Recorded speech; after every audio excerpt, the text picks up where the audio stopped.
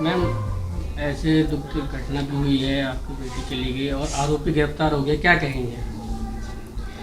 मैं तो कह रही हूँ उसको या तो फांसी दो, और हम अपनी आंखों से देखना चाहते हैं उसे गोली मार दो। जैसे मेरी बेटी तड़पी है ना, वो भी तड़प तड़प के मरे,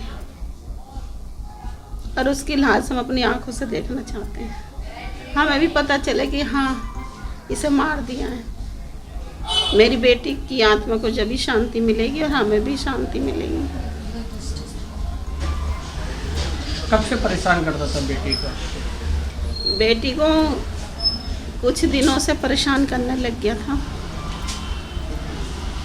वो जैसे अब ऑफिस जाती थी, उसको परेशान करता था कि फ़ोन नहीं करती, बात नहीं करती।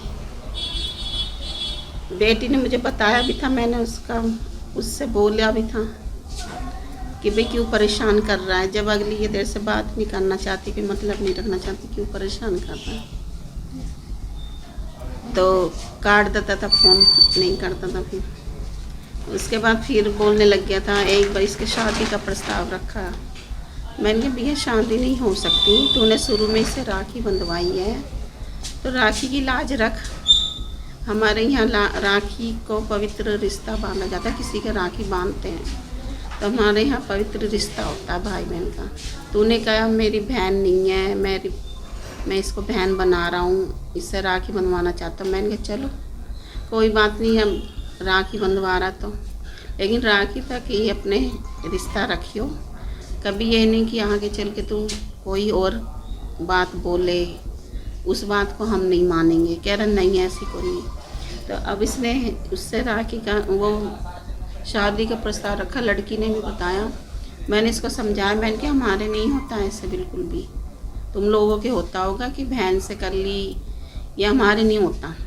तेरी कास्ट अलग है, हमारी कास्ट अलग है। मैंने कहा उसमें लड़की को परेशान मत करी। और कह रहा चलो कोई बात नहीं, जब तो मना कर दी इसने। फिर मेरी लड़की ने इससे बात करनी बंद कर दी थी, छोड़ दी। फिर लड़की को परेशान करने लगे। अब जैसे लड़की जॉब करने जाती थी, अच्छी कंपनी में लगी थी, तो 4 लोग गो पे बैठती है, फ़ोन भी आते हैं अफसरों के। अब उनसे बात करती थी लड़की, तो कहता किससे बात कर रही है, किसका फ़ोन आया है, ये पूछता रहता था।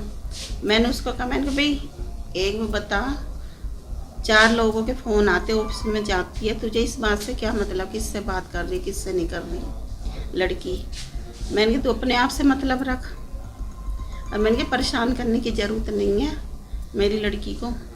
मैंने कह रहा, लड़की ने बताया मुझे, मम्मी ने कह रहा था तेरे ऑफिस में बोलूँगा, तेरा ऑफिस छुड़वाऊँगा। मैंने फिर फ़ोन करा, मैंने कहा तू क्या कह रहा है कि ऑफिस में बोलूँगा, फ़ोन तेरा ऑफिस छुड़वाऊँगा, क्या बोलेगा?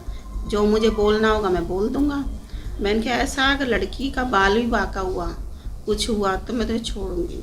तो आपने कंप्लेंट करी थी अगर वो आता था? मैंने कंप्लेंट इसलिए नहीं करी थी, कभी इस तरीके से वो, मैं उसको जैसे कुछ बोलती थी तो मुझे ना कोई जवाब देता था ना बोलता था। ऐसा कभी लगता नहीं था कि इस तरह की वो कभी मुझे मेरी लड़की के साथ वारदात करेगा। तो 23 तारीख को वो कैसे घर में आया फिर? वो 23 तारीख को घर में, मतलब हम तो इसके पापा लेटे थे। जैसे वो उठी, सुबह मैंने उसे उठाया, फ्रेश हुई, फिर चाय पिए उसने। फिर वो कह रही मम्मी मोटर चला दो, मैं पानी भर आती हूँ, कपड़े भी ऊपर धोती थी, मशीन थी ऊपर। अब वो चढ़ी है, जब वो कह रही मम्मी पानी नहीं आ रहा, मैंने कहा अभी नहीं आया नहीं है, मैंने कहा थोड़ी देर में चला दूँगी। इसके पापा कह रहे चल देखता हूँ मैं जाकर ऊपर। तो जब ये ऊपर गए थे तब वो लड़की को मार रहा था और लड़की का गला घोट रहा था। अच्छा, ऊपर जाके? हाँ, इसके पापा गए हैं, जब इन्होंने देखा कि भाई ये कौन है मार रहा है और उसका गला दबा रहा था, इन्होंने उसको हटाया तो इसके पापा को धक्का दे दिया, ये गिर गए। तभी इसने लड़की को उठा के ऊपर से नीचे फेंक दिया और भाग गया खुद। क्या मांग करते हैं अब आप? लड़की की जो मौत हो गई, बेटी की, आरोपी गिरफ्तार हो गया है, क्या दिल्ली सरकार से कुछ मांग करते हैं या पुलिस से मांग करते हैं? दिल्ली सरकार से, पुलिस से मैं यही मांग करती हूँ, बस उसे जल्दी से जल्दी फांसी दी जाए, गोली मारी जाए उसको, और हम अपनी आंखों के सामने उसे देखना चाहते हैं।